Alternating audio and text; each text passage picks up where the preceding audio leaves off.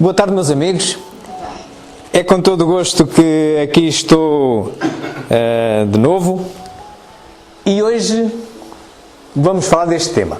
Porque este tema, afinal, estamos numa casa espírita, não é? Uma casa espírita estuda espiritismo, então convém saber ao que se vem. Ora bem, e o espiritismo, sendo uma palavra que não sendo da autoria de Kardec, é contudo apropriada a Kardec, é o codificador do espiritismo. Ele não se chamava assim.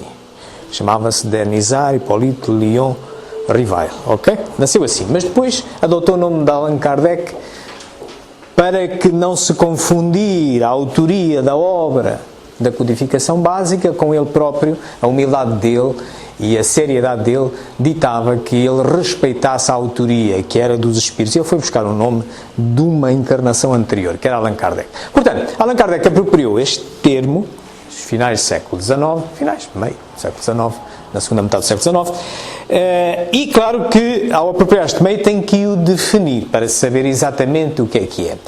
Este quadro inicial que aqui vos trago, mais ou menos vos dá a ideia já, ou pelo menos eu assim pretendo, do que ele é. Vocês veem que temos aqui uma primeira abordagem, filosofia, portanto, da filosofia, partes há que podemos estudar, isolar e ler determinadas leis, portanto aqui toda a base do conhecimento, aqui alguma demonstração de alguns fenómenos, e deste conjunto todo se extrai as chamadas consequências ético-morais, que não são mais do que orientações para a nossa vida, para o nosso progresso moral mais rápido. Portanto, numa definição muito simples que iremos recapitular adiante, o espiritismo é uma filosofia de base científica e consequências ético-morais. Kardec, mesmo passado cerca de 2 anos de ter publicado a primeira obra da codificação básica, que é o Livro dos Espíritos, em 1857, 18 de abril, ele sente necessidade, ainda antes de publicar a segunda obra da codificação básica, que é o Livro dos Médiuns, ele sente necessidade exatamente de definir bem o que é isto. Era um termo novo, era algo novo na sociedade, e ele então sente necessidade disso. E escreve este livro maravilhoso. Não está incluído na codificação básica, mas é um livro que vos recomendo ler. Chama-se O que é o Espiritismo, foi publicado em 1859, ok? Nesse livro encontramos pelo menos 2 definições. Eu retive-me nesta porque ajuda ao encaminhar da palestra, em que encontramos esta tríplice vertente. E ele diz lá que é ao mesmo tempo uma ciência de observação e uma doutrina filosófica, lá tal, filosofia e doutrina. Ora bem, como ciência, consiste nas relações que estabelecem nós espíritos, e de facto, Kardec, vamos ver depois, vamos analisar as naturezas de cada uma das obras da codificação básica. Há obras de natureza científica, e nomeadamente aquela que se refere às relações entre os dois mundos, à comunicação dos espíritos, que é o Livro dos Médiuns, já vos vou adiantando, mas reveremos em breve. Nela encontramos as leis que regem os tipos de mediunidade que ele conseguiu identificar na sua época. Então isso, quando se consegue extrair de um fenómeno o seu mecanismo de funcionamento e escrever leis, estamos no domínio científico. A montante, estaríamos no domínio filosófico quando apontamos uma hipótese, justificamos apenas pela razão. Depois, quando pela experimentação conseguimos perceber o mecanismo e escrever leis, estamos no domínio científico. Portanto, e cá está, como ciência, ele dedica-se a isso. Como filosofia, compreende todas as consequências morais que dimanam destas mesmas relações. Portanto, toda a investigação filosófica e parte dela, aquela que é possível demonstrar, comprovar, científica, extraem-se. O objetivo final do espiritismo é exatamente oferecer-nos regras de conduta moral para que o nosso progresso se faça mais rapidamente. É claro que, como eu vos dizia de princípio, uma forma mais simples de definir é isto. É uma filosofia de base científica e consequências ético-morais. Ora bem, é claro que, sendo o objeto do espiritismo o estudo da origem, da natureza, do destino dos espíritos e das suas relações dos espíritos com o mundo corporal, isto parece que entra nas áreas da religião. Não é? As religiões também se dedicam a isto, mas há espírito, há alma, e depois o que é que nos acontece perante a morte? E portanto, Kardec também teve necessidade, e ainda antes de publicar a primeira obra do Livro dos Espíritos, ele teve necessidade de também clarificar bem as águas. O Espiritismo não é uma religião. E ele próprio escreveu. Reparai, há pelo menos 5 pontos, e eu estou a pô-los aqui mais ou menos cronologicamente, há 5 pontos durante a vida encarnada de Kardec em que ele aborda este assunto.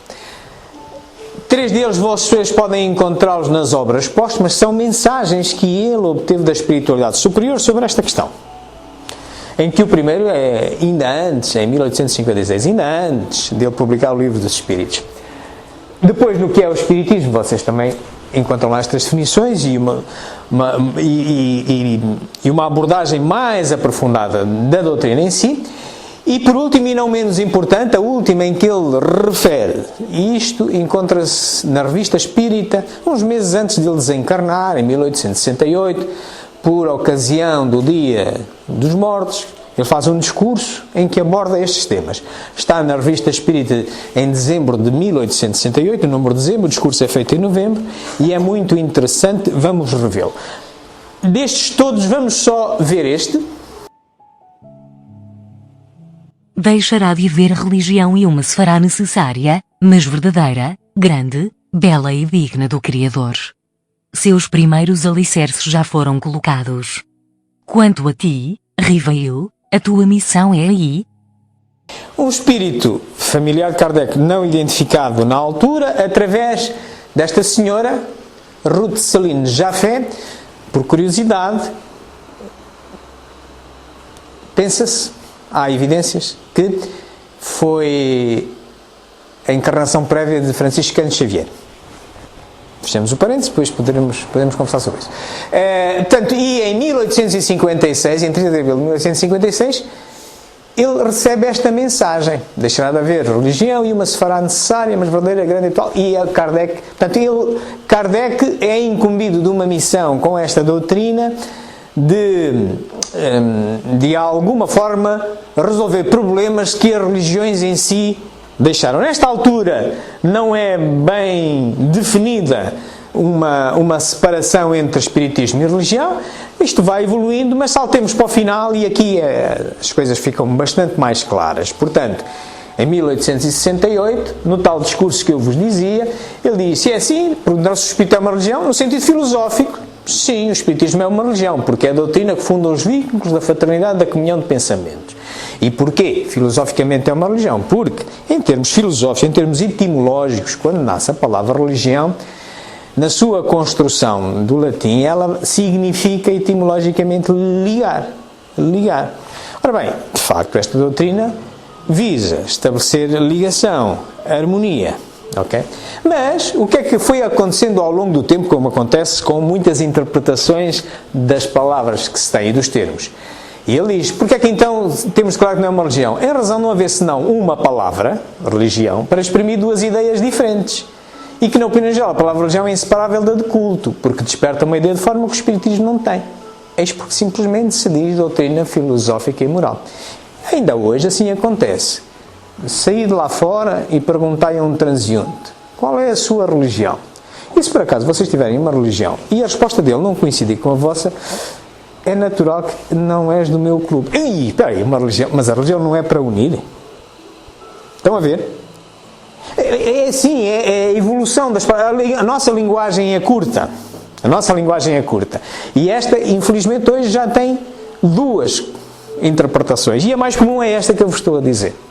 E então Kardec teve que esclarecer. E por isso mesmo se chama uma doutrina filosófica e moral. Mas podemos investigar melhor estas questões da religião. Se vocês forem a um dicionário, vão encontrar mais ou menos, as definições que encontrarem, vão encontrar alinhados mais ou menos estes 4 conceitos. Uma instituição que congrega fiéis seguidores de uma determinada teologia e com seus ritos e sacerdotes. podem encontrá-lo em vários dicionários, mais ou menos encontram estes conceitos. Ora bem, então vamos agora olhar para o Espiritismo e vamos ver se de facto assim é. Nós começamos ali pela instituição. Instituição, ora bem, nós temos algum certificado aqui? Não. Normalmente uma instituição tem certificado, pertence à instituição tal, ao clube de futebol tal. Nós não temos nada disto. Temos algum amuleto? Normalmente as instituições depois têm um amuletozinho, um pino e tal. Nós não pugnamos por isto. Tem um representante legal? Aqui é que de certeza que não tem. Quem é que é o representante legal do Espiritismo? Por exemplo, na Igreja Católica há um representante legal, o Papa. Aqui não. Quem é que é? Não, há um movimento organizado, mas não há cá representantes. Tal como tampouco temos um chefe. Não é? Quem é que é o chefe do Espiritismo? Também não temos. Então, bom, destas subcaracterísticas da instituição, parece que não estamos aí. Mas podemos agora olhar para os fiéis seguidores. Quem diz fiel, então fiel é o contraposto de infiel, não é? Portanto, se há fiéis seguidores, então haveria infiéis. Aqueles que não seguem são infiéis. Bom, há infiéis no Espiritismo. Nós aqui somos proselitistas. Vamos ali, abanamos. Ou tu és espírita ou passas a ser fiel. Não. Se der a ideia, se ela vem, se quiser, não há aqui um combate por isso. Não estamos aqui a impor nada. Portanto, não temos fiéis seguidores.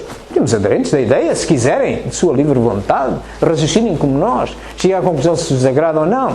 Encantado da vida. Portanto, também não temos isto. Outra das características das religiões. Mas poderíamos dizer, teologia. Teologia, o que é teologia? Bem, teologia é o estudo de Deus, as coisas de Deus. E normalmente, o que é que nós encontramos como suportes teológicos? Encontramos chamados livros sagrados, os estudos das verdades de Deus num livro sagrado. Portanto, cada religião tem o seu livro sagrado. Há muitas, não é? Mas o Deus é só um, não é? E agora comparem lá as verdades sagradas. Se Deus é só um, só pode ter uma verdade. Como é que cada religião tem um livro sagrado de Deus que não é coincidente? Ok? Portanto, nós não temos nada disso. Aqui o Espiritismo é mente aberta. Está tudo em discussão. Toda a codificação básica está tudo em discussão. E a complementar tudo mais. Estamos no domínio de uma filosofia e de uma ciência. Não trabalhamos com a verdade. Nós trabalhamos com o conhecimento.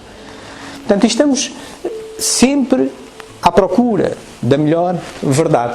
Portanto, posto isto, nós não temos verdades incontestáveis, inclusivamente defendemos numa obra muito interessante, que é a terceira obra da codificação básica, o Evangelho. Bem lá dito, no capítulo 19, a fé verdadeira é assim: fé verdadeira é aquela que é capaz de enfrentar a razão face a face em todas as épocas da humanidade. Portanto, aqui a fé tem que ser raciocinada. Por imposição, dogmas. Para as pessoas que estiveram aqui na aula anterior foi muito giro, foram dados aqui exemplos muito interessantes. Nós não temos nada disso. Não temos nada disso. Muito bem. Bem, mas, por último, poderíamos ter ritos e sacerdotes. Pois olha, eu, pelo menos estou aqui, não estou a fazer papel de sacerdote. Ritos também não temos. Organizamos, fazemos as nossas atividades como entendemos. Aquelas que fazemos, há sempre um propósito para ela. Este propósito, o propósito desta, por exemplo, é de esclarecer-nos, porque no centro espírita há sempre, cá no interior, há sempre uma escola e um hospital. Estamos na fase de escola. Ok? Portanto, não temos nada disso, não temos sacerdotes. Portanto, não tendo nada disto, meus amigos, seremos uma religião? Não. Não somos uma religião. Bom, então, vamos prosseguir. Mas somos uma filosofia. E porquê é que somos uma filosofia? Muito bem. O que é isto da filosofia? E em que é que difere uma filosofia da teologia? Enquanto a teologia é o estudo destas verdades religiosas que não podem ser contestadas. Portanto, ou eu sigo uma Bíblia, ou eu sigo um Corão, um Bhagavad Gita, sigo, e há coisas que quando eu não percebo tenho que, ok, é assim, é como dizia a ação há bocado, é assim, ok? A filosofia não, a filosofia é o amor ao saber, como dizia Platão. Portanto, sendo o amor ao saber, e se o saber é a busca do conhecimento, e o conhecimento é a busca contínua da verdade, porque a absoluta não existe. A verdade absoluta para nós não existe. Para o ser humano não existe. Nós somos imperfeitos para acolher. Se houvesse um ser, o único ser que a pode dominar, tem que ser perfeito. É Deus. Nós não. Nós, mesmo perante coisas simples, como seja, a gente pega num copo com água E uns dirão, está meio vazio, outros dirão, está meio cheio, e eu direi, está com 50% de água e 50% de ar. E os três temos razão. Os três temos razão. Três verdades sobre a mesma coisa. Portanto, nós nunca conseguimos apreender o todo. É impossível. Chamemos a isto a realidade. Nunca conseguimos. O que é que nós fazemos? Nós olhamos para uma determinada realidade e, em função dos nossos objetivos de investigação dessa realidade e do conhecimento que já temos, vemo-la, interpretamo-la. Chamamos a isto verdade. Ok? Vou-vos dar um exemplo mais fácil. Olhem para este exemplo.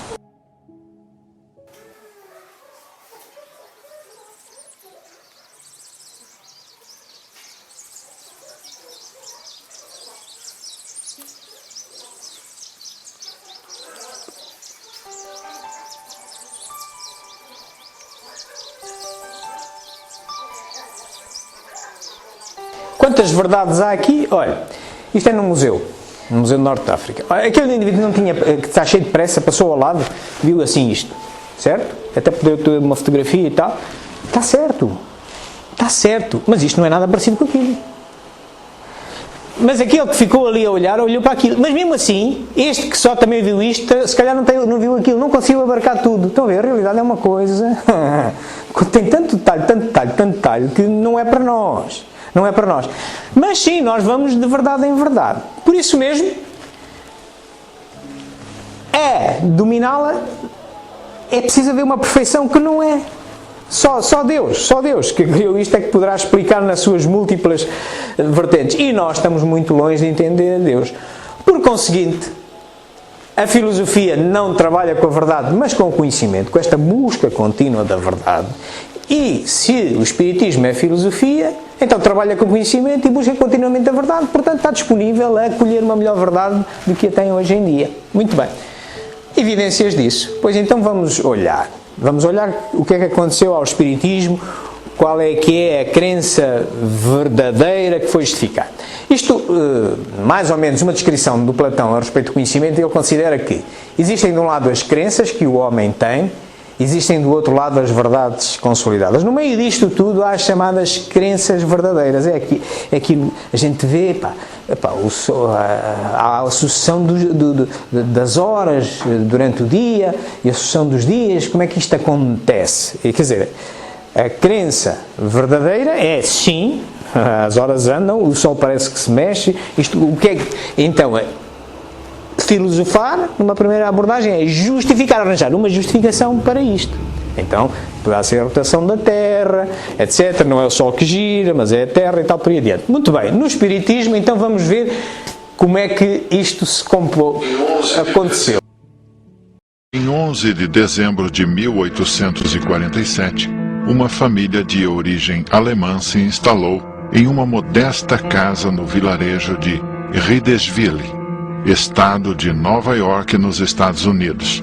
A família Fox era formada pelo Sr. John Fox, sua esposa Margaret Fox e seus filhos, entre eles as duas filhas, Kate e Margaret, como a mãe.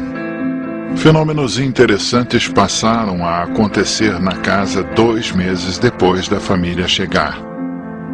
Eram batidas leves, arranhões nas paredes e nos móveis.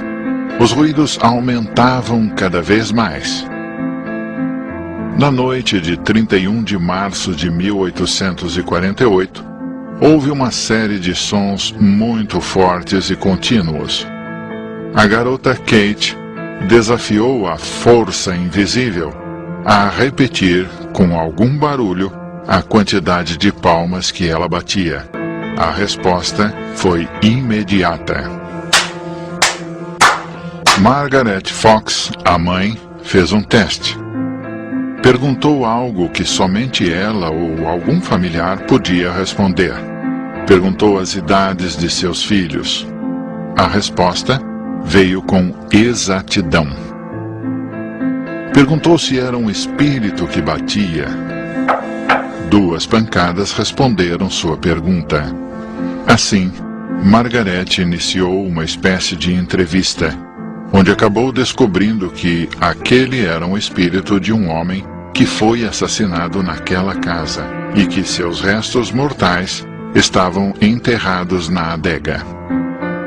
Na época dos fenômenos, as duas garotas, Margaret e Kate, foram afastadas de sua casa, pois suspeitavam que os fenômenos eram ligados à presença de ambas. Entretanto, os ruídos acompanharam as irmãs Fox. Em algum tempo, os fenômenos já aconteciam nas residências de outras famílias. Isso fez com que surgisse uma onda espiritualista que passou da América para a Europa, onde o terreno já estava preparado para o estudo, aliada ao desenvolvimento científico. A forma mais comum de manifestações na Europa foi a das mesas girantes, fenômeno que chamou a atenção de filósofos como o intelectual Denisard Hippolyte Léon Rivail, futuro Allan Kardec. Portanto, Platão tinha definido a filosofia como crença verdadeira justificada. Na filosofia só entra a razão. É justificar. Por isso ela é mãe da ciência. Antes de se comprovar um determinado fenómeno, antes já teve que se justificar, arranjar uma hipótese de explicação daquele fenómeno. Aí estamos no domínio da filosofia. Portanto, qual era a crença verdadeira aqui para Kardec? Era exatamente estes fenómenos das pancadas, que já vinham lá de trás, e no tempo dele, já mais próximo, quando aquilo chega à França e ele se interessa pelo assunto, estamos na época das mesas girantes, as mesas que giravam. E que, sendo esta crença, bem, há ali há estes fenómenos e ele então vai tentar justificar isto. Já começamos a ver, quando foi nos Estados Unidos, das irmãs Fox, que aquilo só acontecia quando as meninas lá estavam, era um feito inteligente, dava respostas porque dava respostas inteligentes, parecia que tinha origem num ser inteligente. Portanto, a um efeito inteligente tem que corresponder a uma causa inteligente. Então, seria um ser que veio-se a saber que tinha morrido. Então, bom, pode ser um espírito, na acessão de coisa. Muito bem, é esta a crença verdadeira, eram as mesas girantes. E ele, pegando nisso, vai tentar justificar. Ele começa por levantar e ouvir falar de algumas hipóteses sobre o magnetismo, os fluidos magnéticos que poderiam ver, mas o problema é que aquilo, a efeito inteligente, corresponde a causa inteligente. Portanto, e aquilo parecia ir muito mais além do que o simples movimento para cá e aleatório para cá e para lá da mesa girante. Com umas pancadas, ia muito mais além de estar só a pancar. Não, fazia códigos. 2 sim, 1 não. Portanto, há aqui uma inteligência de trás. Vamos ver como é que ele dá a volta a isto.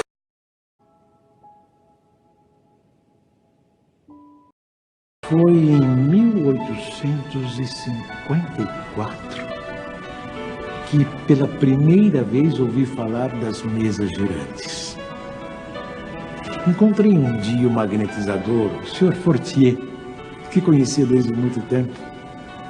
Disse-me ele que já não eram somente as pessoas que podiam se magnetizar, mas também as mesas, conseguindo-se que elas caminhassem e girassem à vontade.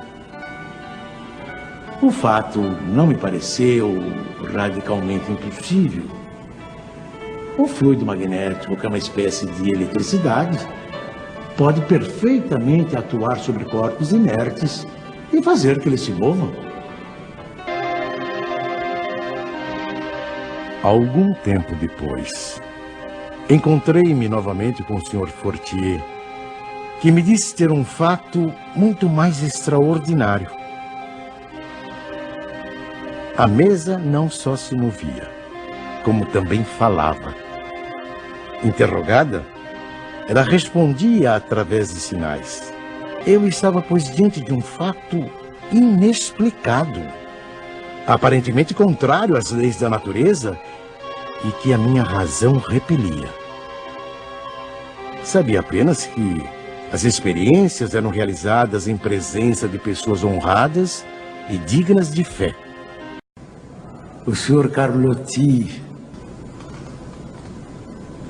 foi ele o primeiro a me mencionar a intervenção dos espíritos. Muito bem. Portanto, a crença verdadeira eram aqueles fenómenos que poderiam ser ou do magnetismo, ou de uma inteligência invisível, isto é, sim, estão a acontecer.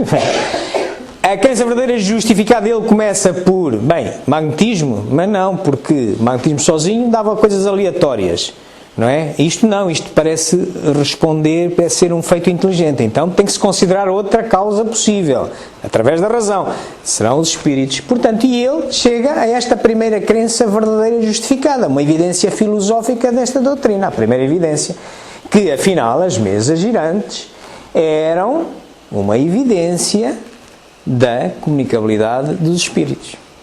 Estamos no domínio da filosofia. Muito bem, portanto, então, cá temos, se o espiritismo é filosofia, a filosofia é para saber o conhecimento, para termos conhecimento não basta acreditar, temos que justificar. Não é por alguém nos dizer, não, mas os espíritos comunicam. Não, mas prova-me lá porquê. Não, aqui está uma justificação. Poderá haver outras. Portanto, isto quer dizer, o espiritismo, nas suas bases filosóficas, e que são 5, são estas que aqui estão: a existência de um Deus único, a existência do Espírito, a comunicabilidade dos Espíritos, a reencarnação, a pluralidade dos mundos, tem que poder justificar cada uma delas, pelo menos pela razão. Algumas delas pode-se chegar a evidências científicas. Já vamos ver quais aquelas que chegaram a isso, quais aquelas ficaram só pelas evidências filosóficas, todas elas têm justificação filosófica, e quais daquelas aportam conhecimento, aportam orientações ético-morais. Muito bem. Tanto um espírita, como filósofo que é, tem que poder saber justificar isto e tudo aquilo que afirma. Por isso mesmo tem que o estudar.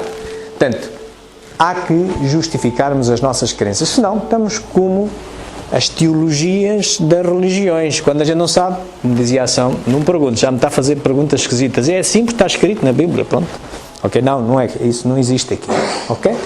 Muito bem, vimos a base filosófica disto. Onde é que está transcrita? Exatamente, olha, na primeira obra da codificação básica é essencialmente a obra filosófica de todos os pilares. Há lá justificação racional para todos estes 5 pilares, que são exatamente estes que aqui estão. O maior deles, o central, Deus único, um Deus único. Este pilar central, meus amigos, vou-vos já dizer, não é possível levá-lo ao laboratório. Não é possível explicar como é que ele funciona, porque nós fomos criados por ele, quer dizer, ele é que nos pode explicar como é que funciona. Portanto, este só filosoficamente lá se chega. Só pela razão conseguimos perceber que tem que haver uma causa primeira disto tudo. Aquilo não é criado pelo homem, é criado por Deus. Pronto. Muito bem. E isto realmente vem no Livro dos Espíritos, particularmente na primeira parte. O Espiritismo tem na existência de Deus o seu princípio maior. Deus é eterno, imaterial, imutável, único, todo-poderoso, soberanamente justo e bom.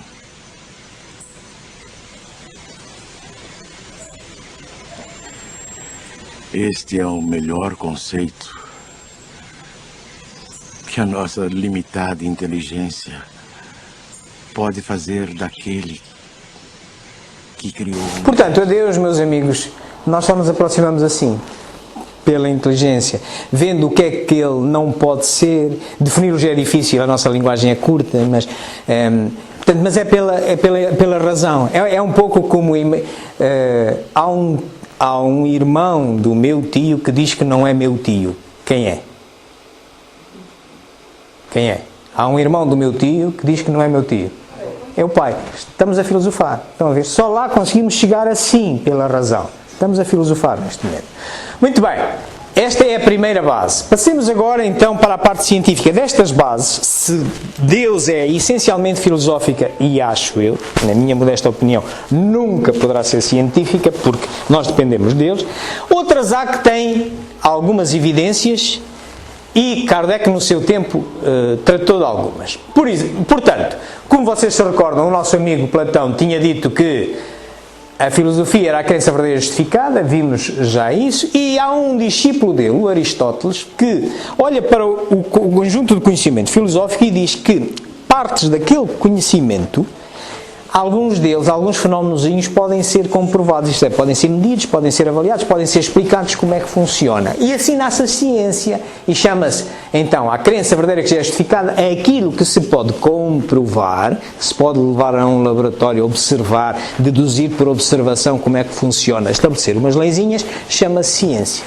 Muito bem, no Espiritismo, sim, Kardec também conseguiu isso, portanto, também conseguiu observar para fatos reais que podiam ser experimentados, medidos, avaliados e comparados num laboratório. Ora, imaginem, ora vejam lá isto. Tempos depois, fui convidado a assistir às experiências que se realizavam em casa da senhora Plena Maison. Foi aí que, pela primeira vez, presenciei o fenômeno das mesas que giravam, saltavam e corriam. Assisti então a alguns ensaios muito imperfeitos da escrita mediúnica. Sem dúvida, havia ali um fato que necessariamente decorria de uma causa. Dos efeitos, procurava remontar as causas por dedução e pelo encadeamento lógico dos fatos. Um dos primeiros resultados que colhi das minhas observações foi que os espíritos, nada mais sendo do que a alma dos homens, não possuíam nem a plena sabedoria, nem a ciência integral. Passei a frequentar também as reuniões espíritas que se celebravam em casa do Sr. Rustam. Levava para cada sessão uma série de questões preparadas e metodicamente dispostas. Mais tarde, quando vi que aquilo constituía um todo e ganhava as proporções de uma doutrina, tive a ideia de publicar os ensinos recebidos. A fé inabalável é a que pode encarar frente a frente a razão, em todas as épocas da humanidade. É aí que reside a principal força do Espiritismo. Portanto, Kardec, como é que ele utilizou o método científico? Foi fundamentalmente pela observação, porque também não é possível. Há naturezas de fenómenos que não nos prestam a outra coisa, é um pouco como a astronomia, nós também, é uma ciência de observação. A gente olha e deduz e vê que move o astro para ali e tal, toma notas, quanto virou e tal, não sei como é. Também estamos nesse domínio. O espiritismo também é a mesma coisa, a luneta que utiliza é a mediunidade. Na astronomia, o telescópio, mas é a mesma natureza de ciência, é de observação. Portanto, ele ia observando, experimentando, ele levava uma série de perguntinhas, lançava umas perguntinhas ali aos médiuns e tal, e obtinha uma resposta. Anotava as respostas, depois ia sujeitar a mesma pergunta a outros médiuns, mas que não sabiam das perguntas nem das respostas que aquele deu, ia fazer a mesma coisa. E ele, no fim daquilo, juntava as respostas todas e só ficava com aquelas que coincidissem, aquelas que não coincidissem, ele não recusava-as. Tal como também nós fazemos. Se várias observações de um astro validam a inclinação dele, que está a girar e tal, não sei o que mais, aceita-se, postula-se que sim, está a girar. Ok? É a mesma coisa. Portanto, é este o tom. Mas, claro, estamos a ver, isto prende-se muito com uma das bases filosóficas do Espiritismo, que é a comunicabilidade dos espíritos. Então, a comunicabilidade dos espíritos é uma dessas bases que é científica, porque se pode comprovar. Kardec a comprovou e hoje em dia até temos a transcomunicação instrumental. Ora bem, se o livro dos Espíritos continha a justificação filosófica de todas as bases, contém algumas científicas, de algumas delas, e ela, por si, o livro dos Espíritos é como se fosse os alicerces de uma casa, em que há 4 colunas, para além dos alicerces há 4 colunas, em que cada uma das colunas é uma das obras seguintes. As colunas temos, o livro dos Espíritos é constituído por introdução e por prolegómenos, que dá origem a este livrinho que é o Espiritismo. Depois tem a parte primeira, dá origem às Gênesis, a parte segunda dá origem ao livro dos Médiuns, a parte terceira, Evangelho, e a parte quarta, o que é o Inferno. O que está a verdinho é filosofia, o que está amarelinho é ciência. Portanto, o livro dos Espíritos tem as estas duas vertentes e tem também a parte dos resultados desta investigação, ético-moral. Esta é fundamentalmente científica, esta é fundamentalmente científica e estas duas fundamentalmente filosóficas, mas muito na vertente ético-moral, dos resultados da investigação de todas estas. Muito bem, então olhemos este livro dos Espíritos, nesta tríplice vertente que tem. Se tem, é a base filosófica de todas e essencialmente de Deus, e essa só pode ser filosófica. Tem, contudo, demonstra algumas evidências, já no tempo de Kardec, algumas evidências científicas. Uma delas é, por exemplo, o espírito. Os espíritos revestem temporariamente um invólucro material, perecível, e sua destruição pela morte os devolve à liberdade. A alma é um espírito que encarnou e, portanto, um ser imaterial e individual que reside em nosso corpo e a ele sobrevive. Valida esta informação vezes sem conta com outros médios. Portanto, observando, recolhendo as mesmas respostas às mesmas perguntas com diferentes médios em diferentes locais, ele conclui que há veracidade nesse postulado. É um dos que tem evidências científicas no livro dos Espíritos. Outro é a reencarnação.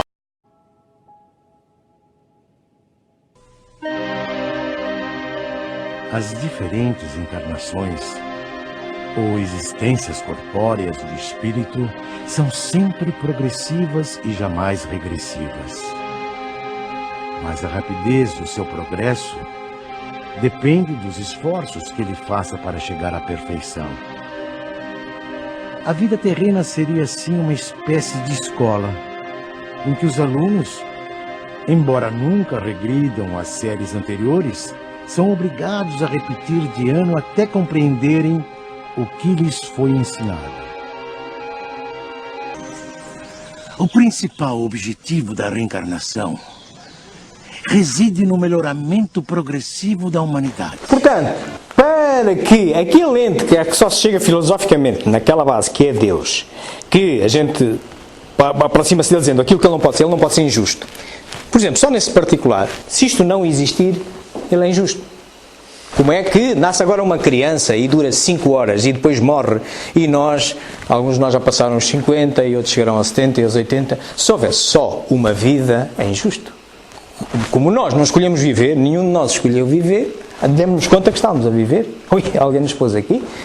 Então, seria injusto quem aqui nos pôs, seria injusto que escolhesse um... Não, só existe uma possibilidade, um único tirinho, e tu só vais ter 5 horas e tu vais ter 50 anos. Injusto. Não, tem que existir isto. Ok? E ele confirma isto, por observação, vezes sem conta, através de comunicações que vêm do outro lado, de pessoas, exatamente, que já passaram por isto. E dão-lhes evidência. Isto no livro dos Espíritos. Mas... cá estamos numa das bases, a comunicabilidade dos espíritos, dá origem ao segundo livro da codificação básica, que é o livro dos médiuns, em que é o melhor manual para a normalidade humana que hoje temos. E ele nele estabelece, ele foi observando, ele ao utilizar a luneta, que era a mediunidade, foi-se apercebendo como é que a luneta funcionava. E então foi também escrevendo como é que aquilo funciona, como é que se põe a funcionar, tal como a gente também descreve como é que uma ferramenta funciona. Estamos na área da ciência. E assim ele descreve neste livro como funciona a luneta, o instrumento de observação desta ciência, a comunicabilidade dos espíritos, e identifica uma série de capacidades mediúnicas ostensivas e explica como funcionam, quais são os cuidados que há que ter. Está vertido no livro dos médiuns.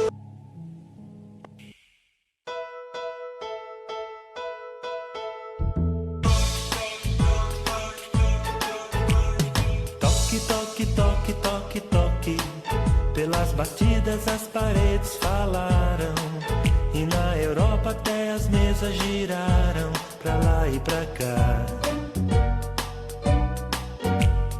Apontando as letras do alfabeto, ora no chão, ora no alto, no teto, formando frases, respondendo às questões.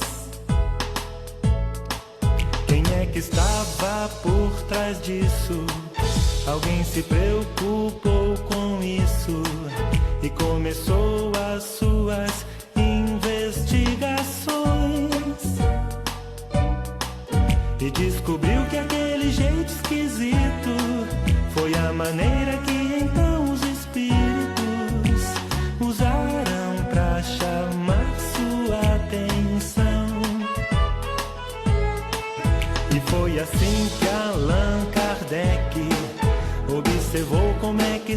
acontece no intercâmbio entre nós e o além.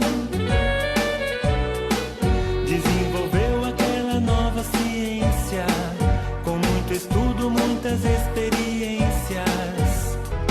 Agora pela voz, pela caneta, não é preciso mais usar a prancheta, pois até mesmo pela intuição, nossos amigos espirituais sempre nos trazem as lições de paz, saudade, incentivo e muito mais, muito mais.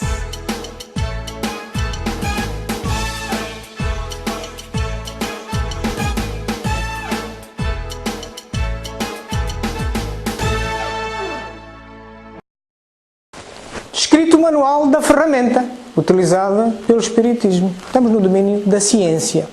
As leis que regem a ferramenta. Como é que se aperta, monta-se a lupa, o parafuso e tal, não sei o que mais, quais são os cuidados a observar. É isto. Mas também uma outra base ele conseguiu, destas bases filosóficas, ele conseguiu levar a este ponto, que é exatamente a pluralidade dos mundos, e deu origem também a um livro. Como se autonomizou como ciência, ele deu um livro que é o último livro da codificação básica, a Gênesis, escrito em 1868. Vamos ver só um cheirinho do que lá está. Fala sobre o universo, a constituição do universo.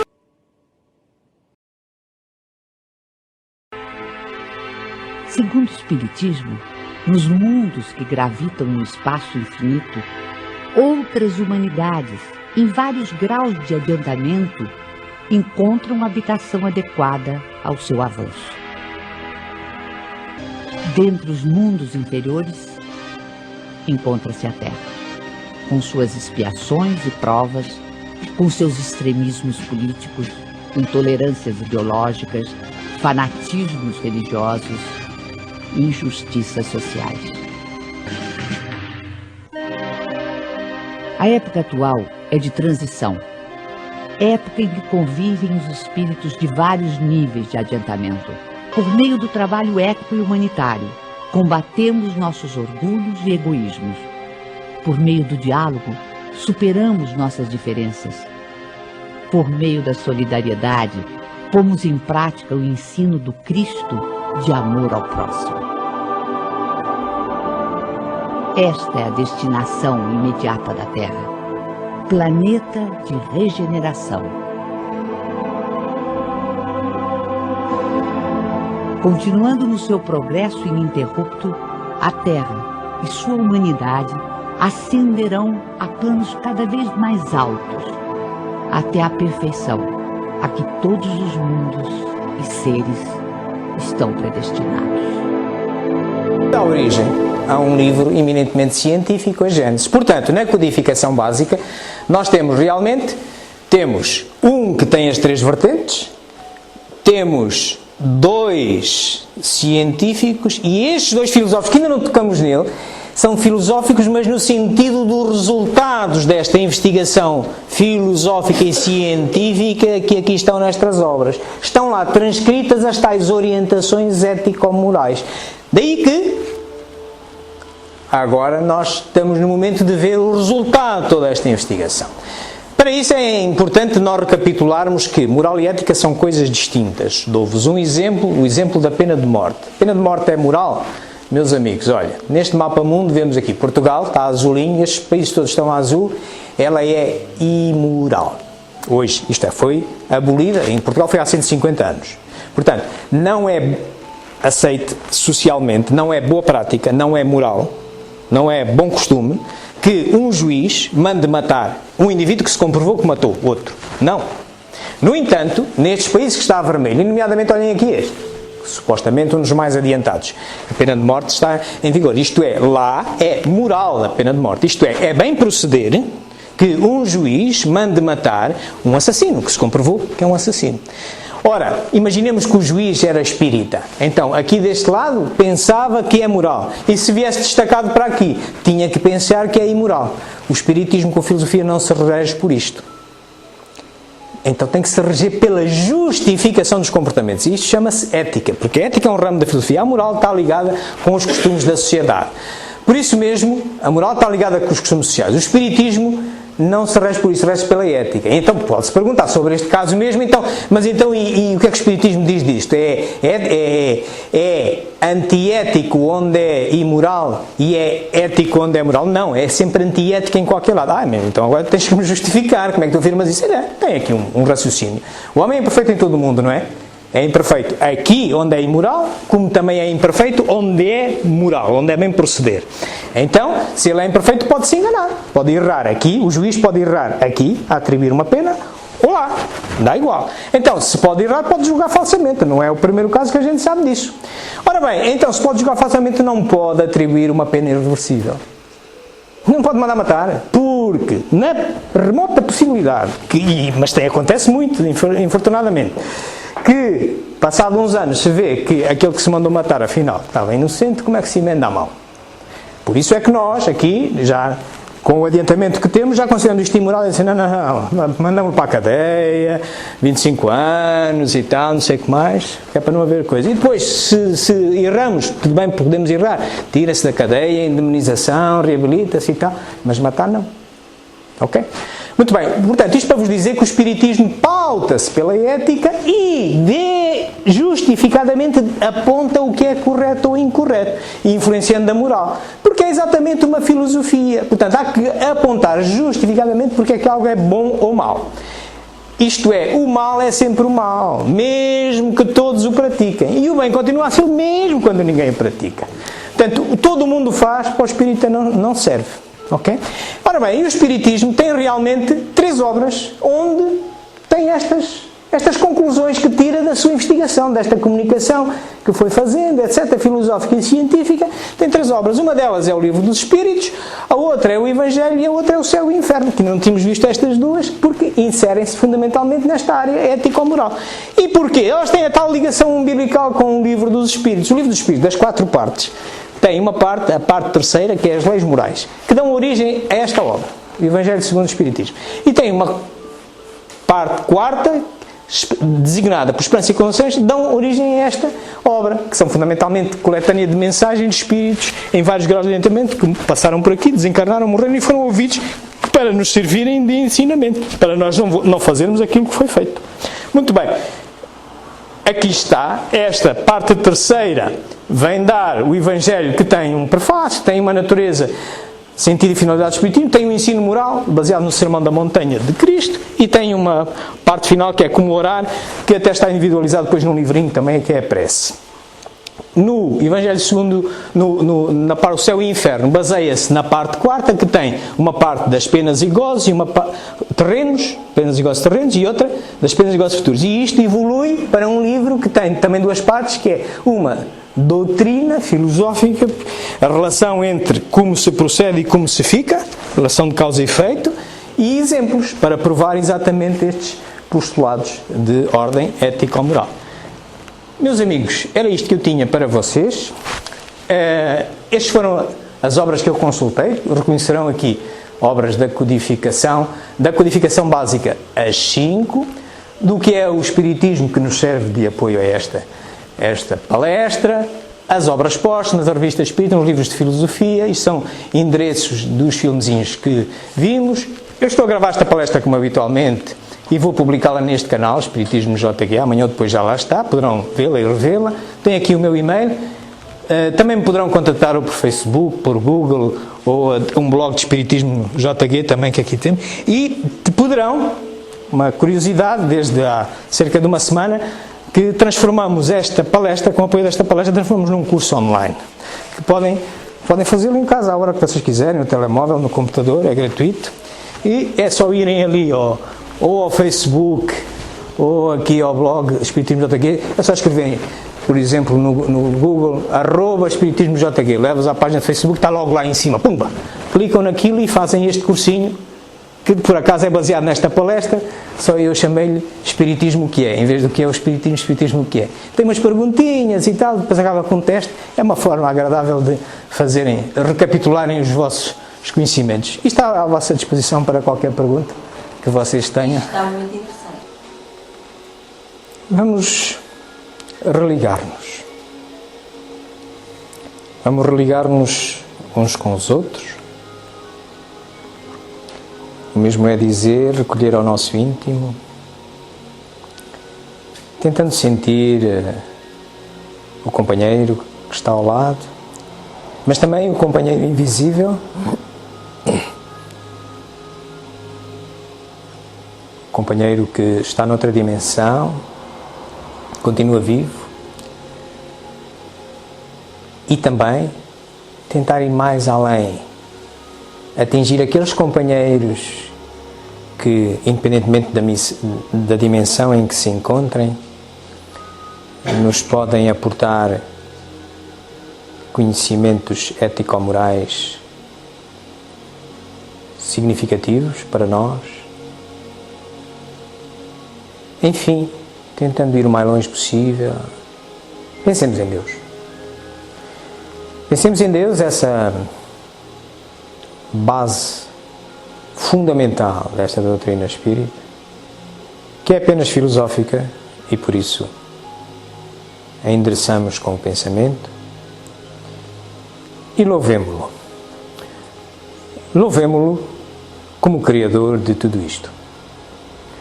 De tudo isto é que só conseguimos chegar a cada uma das verdades que hoje temos pela razão e depois, eventualmente, consolidá-las melhor através da comprovação, através da experimentação. Mas sempre buscando que deste esforço saia algo de válido, que não seja fortuito, que não seja sem interesse, mas que nos ajude a progredir, a ser melhores seres humanos. Louvemos, pois, o Criador por esta obra maravilhosa, onde há sempre algo para descobrir, onde há sempre algo que nos estimula a avançarmos. Mas agradeçamos-lhe o apoio que nos deu no pretérito até ao presente, que quantas vezes de forma absolutamente imperceptível para nós, nos foi fazendo chegar sugestões, abrindo portas imperceptíveis que nos encaminharam para esta doutrina. Esta doutrina como ferramenta maravilhosa, racional, lógica, que nos ajuda a compreender a vida no seu sentido mais lato, transdimensional, que outras alternativas espiritualistas até ao momento não conseguiam fazer com a mesma clarividência.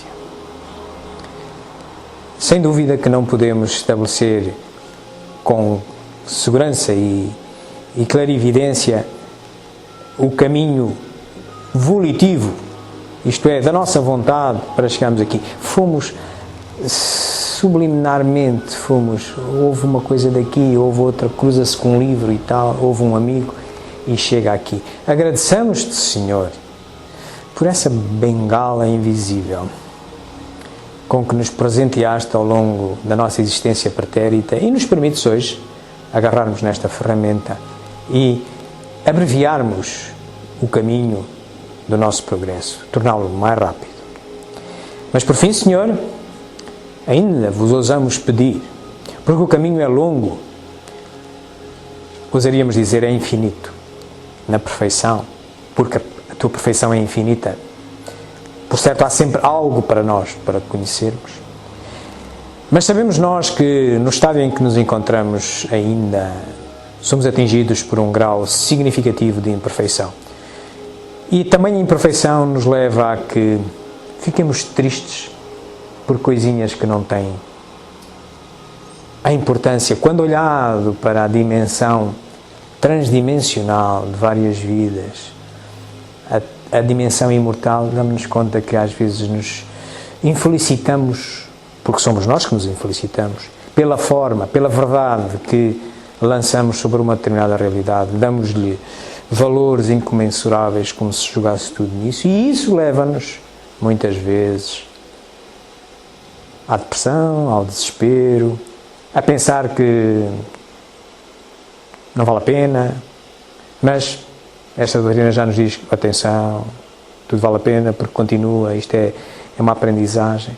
Nesses momentos, Senhor, nesses momentos de desespero, nesses momentos de desânimo, nesses momentos de sobrevalorização das provas e das eventuais expiações, mas que só nós devemos, pela Tua justiça, ajuda-nos, Senhor. Envia-nos os bons mensageiros, os nossos guias espirituais, a equipa espiritual desta casa que nos assiste, e injeta-nos de energia, de perspectiva, clarividência sobre a vida que vivemos e o significado do que nos acontece. Bem-aja, Senhor. Uma boa semana a todos.